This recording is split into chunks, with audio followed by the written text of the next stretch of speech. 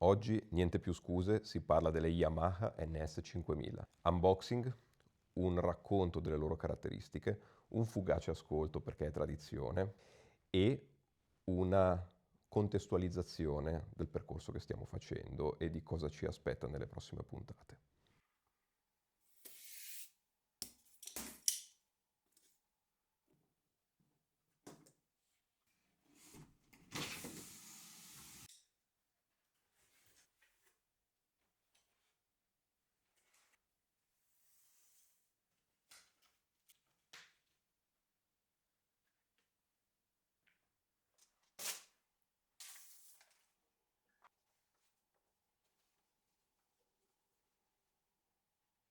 Nel montaggio che seguirà, breve, pochi minuti, vorrei che steste con me per sentire cosa significa per me questa trasformazione. Per qualche mese rinuncerò alla mia comfort zone, rinuncerò al sistema al quale sono abituato.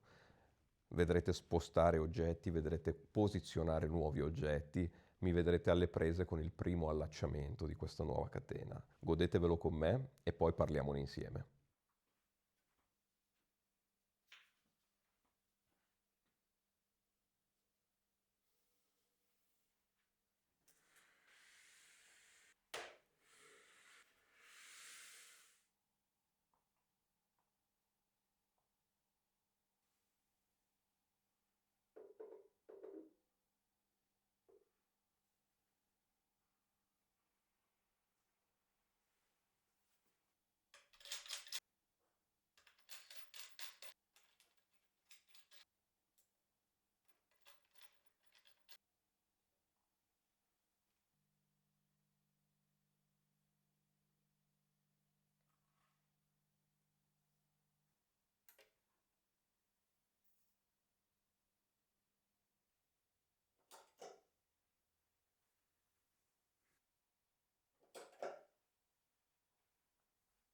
Queste casse mi ributtano in un'epoca felice in cui le grandi case giapponesi dimostravano la loro forza economica, la loro struttura, le loro capacità imparagonabili a quelle di un piccolo costruttore, realizzando dei progetti cost no object che avevano il solo scopo di mettere in mostra la forza bruta dei loro reparti di ricerca e sviluppo e via dicendo, quando la missione era realizzate un prodotto senza compromessi con tutto il know-how che abbiamo. Questi diffusori ci riportano un po' ai fasti di quell'epoca perché sono un vero condensato di ciò che Yamaha ha imparato a fare nella sua lunghissima storia, prima di tutto con gli strumenti musicali e, perché no, anche con i diffusori e con gli apparecchi di riproduzione sonora. Parliamo degli strumenti musicali perché non soltanto la finitura di questi diffusori è un pieno black di livello incredibilmente elevato. Non è solo la vernice, anche se pure quella ha uno scopo, che è quello di irrigidire ulteriormente il cabinet, ma è ciò che ci sta sotto. Questo è legno di betulla di Hokkaido, che è la stessa provenienza e lo stesso tipo di legno con il quale sono fatti i loro migliori pianoforti. Il cabinett è realizzato con questa struttura di legno di betulla e le loro colle speciali che ne garantisce una rigidità estremamente elevata. Qualcuno noterà che nel percorso evolutivo dei diffusori degli ultimi decenni si è cercato tante volte di abbandonare la forma così squadrata in favore di forme più arzigogolate che avevano lo scopo, che hanno lo scopo, di abbattere le risonanze interne, di ridurre le onde stazionarie. Yamaha ha fatto qualcosa di innovativo tornando indietro. Le onde stazionarie che si generano all'interno di questi diffusori sono sì di elevata intensità e quindi potenzialmente dannose, ma sono anche ben circoscritte in banda. Questo permette di ucciderle chirurgicamente piazzando un risuonatore nel modo giusto. All'interno ci sono due risuonatori di Helmholtz a forma di J e questi due risuonatori sono accordati proprio per distruggere le risonanze insite nei modi del cabinett. Primo passo verso la neutralità e la buona performance di questo cabinett.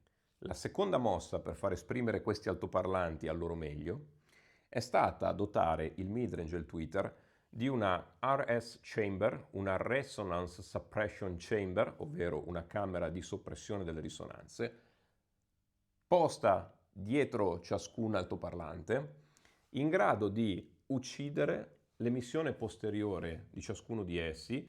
Il principio, anche se diverso nella realizzazione, è concettualmente simile a quello adottato da B&W nelle Nautilus, il loro top di gamma, le chiocciolone. E adesso veniamo agli altoparlanti. Abbiamo un tweeter a cupola da 3 cm, un midrange a cupola da 8 cm e un woofer da 30 cm, caricati in un pass reflex posteriore. Qual era uno dei miei crucci nell'utilizzo di diffusori multivia dopo la bellissima abitudine ad un ascolto coerente come quello che mi regalano le mie Lovex, che ormai conoscete molto bene? La mia reticenza ad un sistema tradizionale come potrebbe essere questo qua accanto è la mia ormai elevata sensibilità ad ogni forma di scollamento tra le vie, quindi alla mancanza di coerenza di qualsiasi diffusore. Non sto dicendo che tutti i diffusori diversi dalle Lotex o diversi da un monovia siano incoerenti, anzi esistono pure dei diffusori monovia che sono incoerenti per via di gravi difetti di fase tra alcune porzioni di spettro della loro emissione e via dicendo. Anche le Lotex hanno un difetto: il basso è caricato da quella magnifica tromba lunga 3,7 metri e in 3,7 metri di ritardo nel suono se ne impartisce un bel po'. Perché se uno pensa che il suono si propaga a 330 metri al secondo, avere una tromba lunga 3,7 metri significa aggiungere più di un centesimo di secondo di ritardo al suono che viene amplificato da quella tromba. Quindi il basso delle Lotex sì, è molto profondo, ha delle grandi qualità, ha un'articolazione bellissima, ma è giusto infinitesimamente asincrono rispetto al resto della gamma e quindi a tutti gli effetti crea anch'esso una sorta di incoerenza. Non un'incoerenza timbrica per come la percepivo io, ma semmai una certa mancanza di punch. Il fatto che non tutto arrivasse proprio in maniera sincrona generava questa sensazione che il basso, pur sostanzioso ed esteso, non avesse quel punch che a volte si desidererebbe avere. Del resto, tutte le coperte da qualche parte sono corte, no? Quindi, ecco perché naturalmente sarebbe meglio disporre di un diffusore multivia allo stato dell'arte che possa permettermi di avere il basso allineato al resto e tutto quanto. Eh sì, però poi bisogna avere un suono coerente tra tutte le vie, cosa che all'Otex, come dicevo, usciva con una semplicità e una bellezza disarmanti. Bene, un passettino in questa direzione. Le Yamaha, come potete vedere, sono concepite con 3 altoparlanti fatti esattamente dello stesso materiale. Questo materiale è lo Zylon. Lo Zylon è un materiale aeronautico, è una fibra, realizzata principalmente da un produttore che si chiama Toyobo. Queste fibre hanno una forza, una resistenza meccanica straordinaria.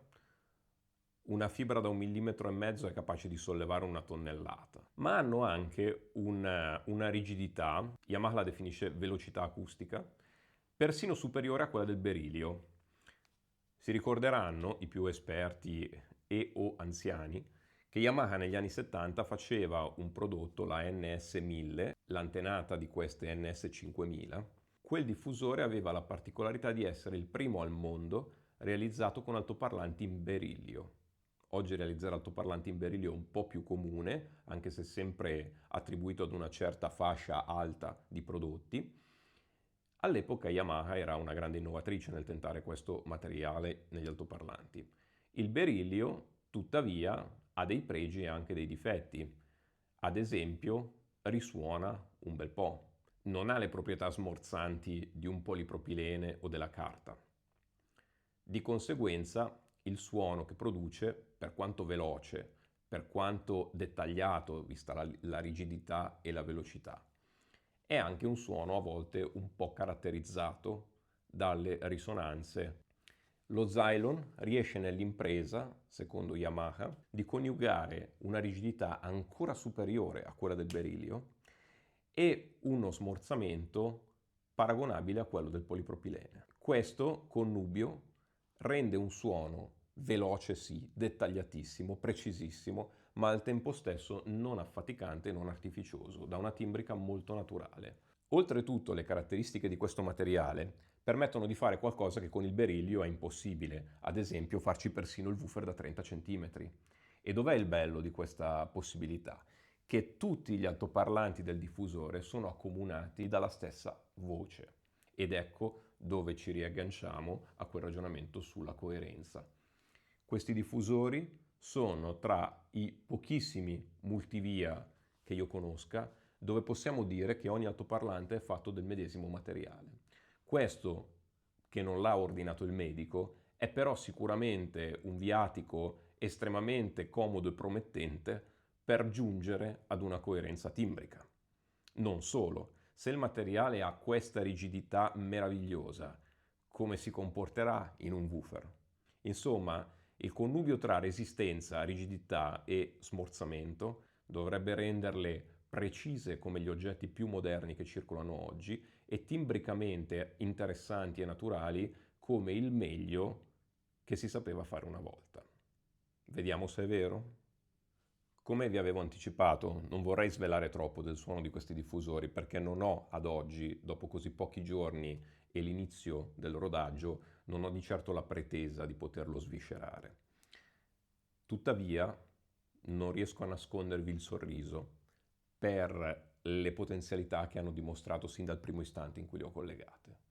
È ovvio che tutto il lavoro di accordatura di questo bellissimo mobile, di abbattimento delle risonanze al suo interno, di abbattimento delle risonanze dietro agli altoparlanti, di ricerca del materiale e di comunanza del materiale tra tutti gli altoparlanti, la rigidità e lo smorzamento di questo Zylon. Tutte queste cose, l'esperienza secolare di Yamaha nel fare le cose, tutte queste cose hanno portato evidentemente dal primo avvio, dal primo giro della manopola del volume, ad una sensazione di wow. La sensazione di trovarmi davanti a qualcosa di veramente, veramente capace. Sono veramente contento e rasserenato dall'avere sin da subito la percezione di aver scelto bene. Perché avevo scelto questi diffusori, in effetti? Perché avevo ascoltato presso Yamaha Music Europe, quando ero andato a prelevare il giradischi GT5000, il loro flagship, per la mia recensione su Audio Review, le sorelline minori, le Yamaha NS3000, già un prodotto di grande qualità, molto più piccole di queste, eppure in un ascolto fugace, lì per lì, in quel modo, ho avuto la percezione di essere davanti a qualcosa di timbricamente davvero, davvero, davvero affascinante. In quell'occasione mi sono trovato davanti ad una timbrica così immediatamente verace, veritiera, bella. Ho sentito degli strumenti e ho detto, questi strumenti suonano proprio così. Ed è stato talmente forte l'effetto da farmi dimenticare ogni altro parametro che in quelle condizioni di ascolto non poteva in ogni caso emergere. E ho detto, io è su questo parametro che punto i miei 5 centesimi e tra qualche tempo vorrò provare l'NS 5000. Poi l'opportunità di provarle prima non c'è mai stata e mi sono trovato al momento di voler intraprendere questo nuovo percorso con un sistema diverso, come sapete bene, per sfidare il mio sistema residente. E quando ho dovuto scegliere con davanti un bel libro di opportunità, ho deciso di fare questo passo forse un po' originale e invece di stare sui soliti nomi che mi hanno accompagnato per tanto tempo, che ho frequentato per tanto tempo da amici in fiera, in negozio e vatte la pesca, sono andato su Yamaha, ho preso l'NS 5000. Ho detto quelle là sono il diffusore su cui io devo scommettere e quindi eccomi qua. Ora si tratta di andare avanti sul serio. Questo posizionamento eredita i canoni del sistema precedente e li aggiusta solo di poco, ma sono certo che con l'andare del tempo capirò che è necessario fare spostamenti ulteriori e aggiustamenti diversi. Forse anche all'acustica dell'ambiente, visto che ora ci entra dell'energia a banda intera, davvero imponente, che prima non entrava, vuoi per le capacità di questi altoparlanti, vuoi per i 300 watt erogati dai Pioneer Exclusive, che anche loro, tra parentesi, stanno dimostrando un carattere e delle capacità che anche lì tiro un grande sospiro di sollievo, sono davvero contento di tutto quello che sto combinando. Chiusa parentesi, diamo solo un'ascoltatina di anteprima.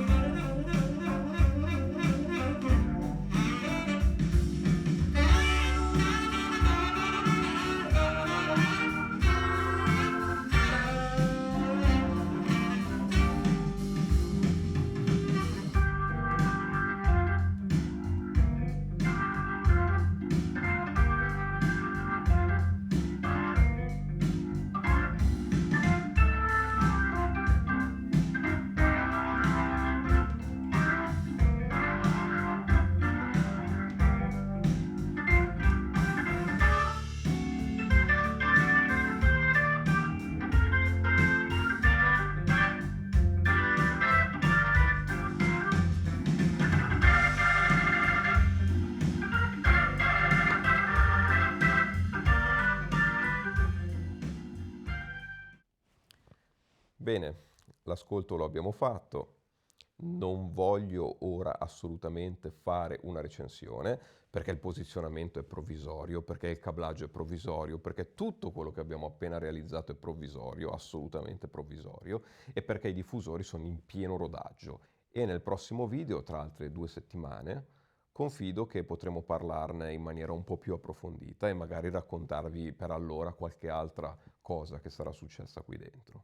Tengo molto a ricordarvi che la sezione commenti di questi video ormai è florida, questo canale conta più di 1 migliaio, ma forse più di 2000 commenti, ai quali ho risposto uno ad uno e vi invito a partecipare sempre. Ditemi tutto e mi piace che la mia sezione commenti diventi a tutti gli effetti un luogo di dibattito, un luogo di scambio culturale. Non dimenticatevi nemmeno di un'altra sezione, quella che in inglese è identificata come community e in italiano è identificata come post, dove similmente ad un Instagram o un Facebook io metto fuori foto e piccoli aneddoti, racconti, anticipazioni. Venite a vederla. Quindi per ora grazie come sempre e alla prossima.